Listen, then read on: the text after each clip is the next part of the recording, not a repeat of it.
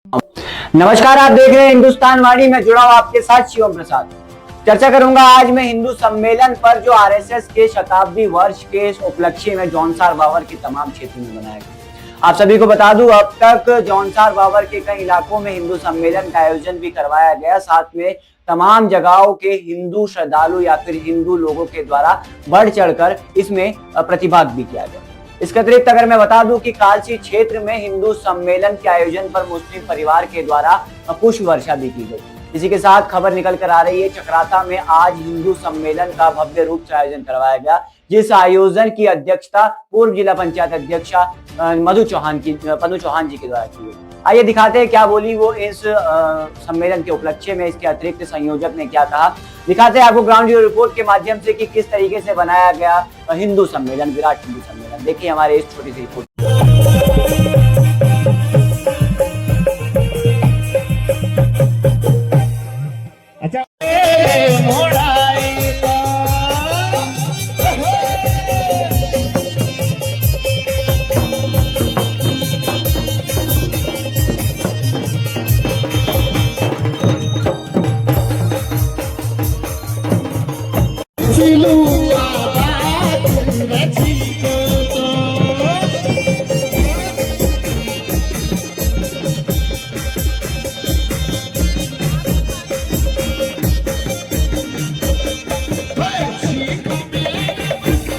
कार्यक्रम के संयोजक इस वक्त हमारे साथ मौजूद है। आइए जानने का इनसे प्रयास करते हैं कि हिंदू सम्मेलन को लेकर इनका क्या विचार है। सर, सबसे पहले तो बहुत बहुत स्वागत हिंदुस्तान वाणी में आपका। इस प्रकार के कार्यक्रम को करवाने के पीछे क्या उद्देश्य है? देखो, कार्यक्रम को करवाने का जो मेन उद्देश्य है वो ये है कि जैसा ही आपको मालूम है कि जो हमारा राष्ट्रीय स्वयंसेवक संघ है उसका ये शताब्दी वर्ष चल रहा है। 1925 में इसकी स्थापना हुई थी। 2025 से 26 तक हमने इसमें बहुत सारे कार्यक्रम कर रहे थे। जो हमारा जो विराट हिंदू सम्मेलन होने थे वो पूरे जौनसार बावर के अलग अलग इलाकों में, उसमें उसी के निमित्त आज चक्राता में भी ये सम्मेलन हुआ। क्योंकि हमारा मानना ये है कि हिंदू को संगठित करना आज सबसे बड़ी चुनौती है, जिसके लिए हम लोग हिंदू को संगठित करने के लिए आज हमने इसका आयोजन किया। अच्छा, बहुत सारे लोगों का ये सवाल भी था कि जौनसार बावर में लगभग 90% जो संख्या है वो हिंदुओं की है, तो फिर इस प्रकार के कार्यक्रम करवाने का क्या उद्देश्य है? नहीं, जौनसार बावर की बात करें हम तो कहेंगे भारत में सबसे ज्यादा जनसंख्या हिंदुओं की है, तो फिर तो हिंदुस्तान में भी ऐसे कार्यक्रम नहीं कराने जाने चाहिए। जहाँ हम लोग बहुसंख्यक हैं वहाँ हमें अपनी ताकत दिखानी है और हमारी आने वाली पीढ़ी के लिए सबसे एक संदेश है, क्योंकि हमारा जौनसार बावर सोया हुआ है सनातन के मामले में, उसको जगाना है और चक्राता केंद्र बिंदु है पूरे जौनसार बावर का। तो मुझे मालूम है हिंदू जागेगा तो विश्व जागेगा। क्या इस प्रकार के जो कार्यक्रम है वो हर वर्ष आयोजित होंगे या यहीं तक सीमित? ये शताब्दी वर्ष है और बाकी संघ के कार्यक्रम रहते हैं। संघ के कार्यक्रम बहुत सारे रहते हैं। संघ में हम 14 तारीख को अम्बेडकर जयंती मनाते हैं। हम दशहरे के दिन, विजयदशमी के दिन हम अपने शस्त्रों की पूजा करते हैं। बाकी हम लोग जो सिखों के गुरु हैं, जिन लोगों ने अपने प्राण न्यौछावर किए हिंदू सनातन धर्म के लिए, हम उनके जन्म दिवस को मनाते हैं। समय समय पर संघ के कार्यक्रम होते हैं। संघ के कार्यक्रम कभी रुकते नहीं, हमेशा चलते रहते हैं। बहुत बहुत धन्यवाद सर हमारे साथ जुड़ने के लिए। और कैमरामैन देवीलाल के साथ मैं जुड़ा हूं शिवम प्रसाद। देखते रहिए हिंदुस्तान वाणी। पूर्व जिला पंचायत अध्यक्ष हमारे साथ इस वक्त मौजूद है और हम मौजूद है इस वक्त विधानसभा चक्राता में। और आइए जानने का प्रयास करते हैं कि इस विराट हिंदू सम्मेलन के दृष्टिकोण से इनका क्या कहना है। तो सबसे पहले तो बहुत बहुत स्वागत है आपका हमारे इस हिंदुस्तान वाणी में। मैम, इस प्रकार के कार्यक्रम काफी है या फिर जमीनी स्तर पर भी कुछ काम करने की जरूरत है? देखिए, जैसा अभी आपने कहा कि ये विराट हिंदू सम्मेलन चक्राता में हो रहा है और इस विधानसभा का ये 14वां हिंदू सम्मेलन है। कल एक अंतिम सम्मेलन नागठाट में होने वाला है क्योंकि आरएसएस के 100 वर्ष पूरे हो रहे हैं, उसी उपलक्ष्य में ये सम्मेलन हो रहे हैं। और मुझे लगता है कि आज की युवा पीढ़ी को, जिसमें हम लोग कहते हैं कि नई जनरेशन है, कहीं ना कहीं अपनी जड़ों से, अपनी संस्कृति से, अपनी सभ्यता से दूर जा रही है। और इस तरह के सम्मेलन होंगे, अभी आप कह सकते हैं कि अगर 500-700 लोग यहाँ पर है तो 500-700 परिवार है, एक मैसेज लेके जाएंगे।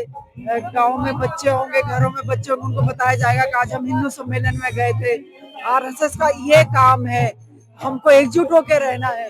और मुझे लगता है कि जौनसार बाबर तो वैसे भी वीरों की भूमि है, देश प्रेमियों की भूमि है। जय श्री राम के यहाँ पे नारे लग रहे हैं। एक अच्छे माहौल कहीं ना कहीं क्रिएट होता है, उसका फायदा कहीं ना कहीं इस क्षेत्र को और राष्ट्र को और इस देश को होगा। अच्छा मैम, हिंदू सम्मेलन तो हमने यहाँ पे देखा कि बहुत भव्य रूप से आयोजित हुआ था, लेकिन सवाल ये है कि हिंदू सम्मेलन यहाँ पर आयोजित हो रहा है, आरएसएस इसे संचालित करवा रही है। क्या आरएसएस की विचारधारा वर्तमान में भी वही है जो स्थापना के वर्ष थी, या फिर राजनीतिक विचारधारा में बदल गई? देखिए, ये जो कार्यक्रम है ये किसी पार्टी का नहीं है, ये ना बीजेपी का कार्यक्रम है, ना आरएसएस का कार्यक्रम है, ना ये कांग्रेस का कार्यक्रम है। एक हिंदू कार्यक्रम है। उसमें हर वो हिंदू को आना चाहिए जो ये सोचता है कि हमारे लिए राष्ट्र प्रथम है, बाकी सब चीजें बाद में है। और बहुत अच्छा रिस्पांस मिल रहा है। मैंने तो बल्कि आप लोगों ने कालसी वाली वीडियो देखी होगी, उसमें तो हमारे जो मुस्लिम भाई उन्होंने कुछ वर्षा तक करी है। तो कहीं ना कहीं एक एकजुटता का एक मैसेज इस कार्यक्रम के द्वारा जा रहा है, और उस एकजुटता को कहीं ना कहीं वो राष्ट्र के एक अच्छे राष्ट्र के लिए, एक अच्छे समाज के लिए काम करेगा। अच्छा मैम, आज धार्मिक और सांस्कृतिक दोनों एक दूसरे के बीच में दिखे हमें, क्योंकि सांस्कृतिक कार्यक्रम भी यहाँ पर आज आयोजित किया गया और धार्मिक कार्यक्रम को लेकर ये जो सांस्कृतिक कार्यक्रम है वो आयोजित किया गया, क्या कहेंगे आप? देखिए, पहले हमारा हिंदू सम्मेलन हुआ है, उसके बाद सांस्कृतिक कार्यक्रम हो रहे हैं। और मैं कई बार कहती हूँ कि संस्कृति की जब हम बात करते हैं तो उसमें फिर सब चीजें आ जाती है। उसमें हमारी जो वेशभूषा है, घाघरा वगैरह पहन के महिलाएं आई हुई, ये हमारी संस्कृति का हिस्सा है। हमारा गीत संगीत है वो संस्कृति का हिस्सा है। हमारे वाद्य यंत्र है वो हमारी संस्कृति का हिस्सा है। हमारे जो लोकल पकवान है वो हमारी संस्कृति का हिस्सा है। और जब सब ये चीजें बनती है तब एक संस्कृति का जन्म होता है, और उसी का हम लोग एक विराट स्वरूप आज यहाँ पर देख रहे हैं। अच्छा, जौनसार बावर के धार्मिक और सांस्कृतिक स्थल के संरक्षण के लिए आपकी सरकार ने क्या कदम उठाए? देखिए, आपने अच्छा प्रश्न पूछा है।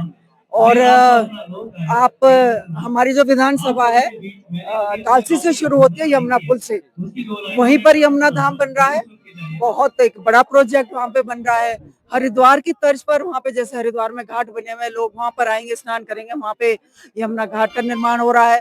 हमारा जो सबसे बड़ा स्थान है इस क्षेत्र का, हमारे जो इष्ट देव महासु देवता, वहाँ पर हनोल में एक बड़ा प्रोजेक्ट, वहाँ पर एक पूरा जिसको हम लोग कहते हैं कि महासु सर्किट वहाँ पर बन रहा है। वैसे बहुत सारे काम है, बहुत सारे हमारे यहाँ मंदिर वगैरह बने हैं। कहीं ना कहीं सरकारी विभागों से वहाँ पर धनराशि दी गई है, अच्छा उनका विकास हुआ है। तो बहुत सारे काम है जो संस्कृति को और हमारे धर्म को और इस क्षेत्र के विकास के लिए सरकार द्वारा किए जाते हैं। हमारे साथ जुड़ने के लिए बहुत बहुत धन्यवाद, ग्राउंड जीरो रिपोर्ट के माध्यम से आज के लिए।